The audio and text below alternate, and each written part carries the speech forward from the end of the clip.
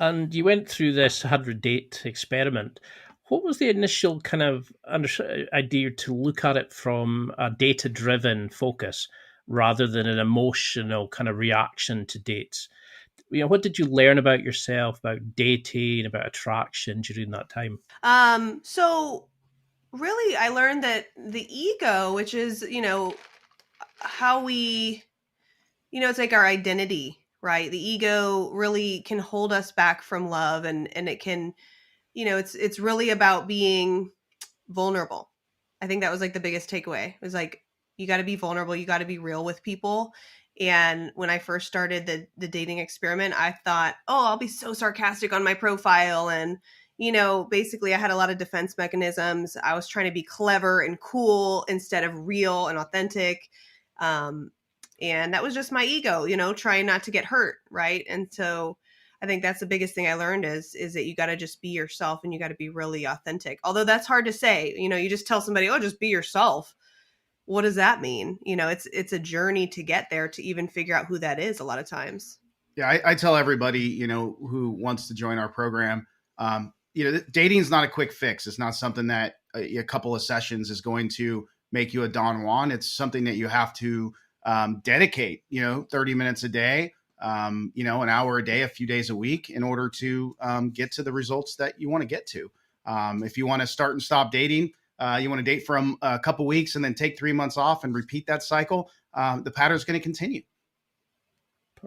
And can you give an explanation of what the experiment was? Because I actually love this idea of looking at things instead of looking at it as an emotional activity. Like, I'm a bit nervous about going back to jiu-jitsu after a year's injury.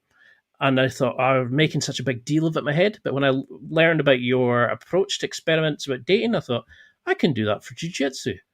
And it took all the Mm. stress, the purpose away. And I focused just on the raw data and doing it again Hmm. and again and again. And it's breathtaking how you remove all that stress and the hassle.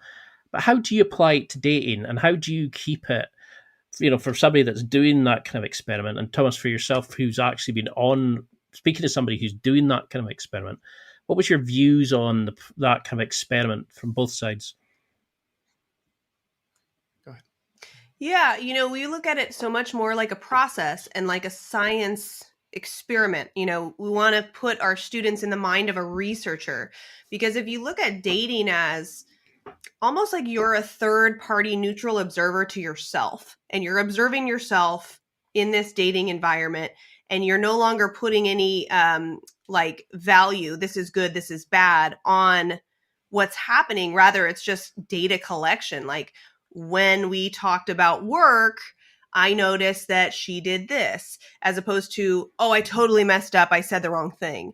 It takes that layer of self-judgment away, which, really that doesn't do you any good anyway. If you can get curious, that's when you can become less judgmental towards yourself in the process of dating, and you no longer look at it like your expectations go away, basically. And so you can be more present in the moment. You can understand what's causing you to have success and failure in dating, and really look at it without judgment. And I think that allows you to really make those changes, because if we don't look at ourselves as like, "Oh man, I'm terrible at this," instead we're like, "When I say this, I notice people make this facial expression, and maybe that means that it's not really what I should be talking about." It's just so much easier to make changes.